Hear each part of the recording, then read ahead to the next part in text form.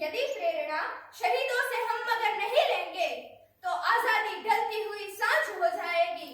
यदि वीरों की पूजा हम मगर नहीं करेंगे, यदि वीरों की पूजा हम मगर नहीं करेंगे तो यह सच मानो वीरता बांझ हो जाएगी। प्रस्तुत है शहीद वीर भगत सिंह की माता विद्यावती। पुत्र भगत, ओ पुत्र भगत, तुम किथे हो?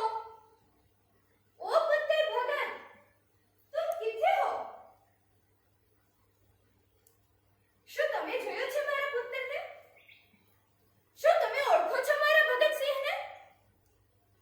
હા હા, બોલો બોલો, ક્યાં છે મારો પુત્ર ભગતસિંહ? આઝાદીના પરવાનાઓને કેદ કરી આ ક્રૂર ફિરંગીઓ શું સાબિત કરવા માંગે છે? શું આઝાદી માંગવી એ ગુનો છે? શું દેશ પ્રત્યેની વફાદારી ગુનો છે? ઈશ્વરે રચે આ સુંદર સૃષ્ટિમાં પશુ પંખીઓ તો ઠીક, પરંતુ માનવે હવે માનવીને પણ ગુલામ બનાવી પૃથ્વીને નરકાગાર બનાવી છે। પરંતુ પરંતુ પરંતુ એ પાપી ફિરંગીઓ ભારતની આ પવિત્ર ભૂમિને વધુ સમય ગુલામ બનાવી રાખી શકશે નહીં। કારણ ભારતના પ્રત્યેક નગર, પ્રત્યેક ગ્રામમાંથી ઇન્કલાબ જિંદાબાદ, વંદે માતરમ ના નારા ગુંજશે અને ફેલાશે ક્રાંતિની ભયંકર આંધી અને બ્રિટિશ સામ્રાજ્યનો મૃત્યુ ઘંટ વાગશે। અને એ માટે આ વિદ્યાવતીનો પુત્ર ભગતસિંહ શહીદ થવામાં જરા પણ ખચકાશે નહીં।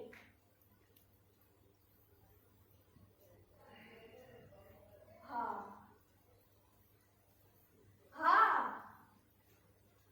હા, હજુ પણ એ દ્રશ્ય મારી આંખો સામે તરવરે છે કે પંજાબની એ હરિયાળી ભૂમિ પર આવેલા અમારા એ લીલાછમ ખેતરમાં બાળ સહજ રમત રમતા પુત્ર ભગતને મેં પૂછેલું, પુત્ર, આ તે શું કરે છે? કઈ રમત રમે છે? ત્યારે પુત્રે મને કહેલું, માં, બંદૂક વાવું છું। તો મેં પૂછેલું, પણ પુત્ર, બંદૂક તે કઈ વાવવાની વસ્તુ છે? અને જે જવાબ પુત્રે મને આપેલો ને તે અદ્ભુત હતો। તેણે કહેલું, માં, આ બંદૂકનું મોટું ઝાડ ઉગશે અને ઝાડમાં અનેક બંદૂકો, તે બંદૂકો હું મારા મિત્રોને આપીશ અને અમુક ક્રાંતિકારીઓની ટોળી રચી આ ક્રૂર ફિરંગીઓને અહીંથી મારી ભગાવીશું।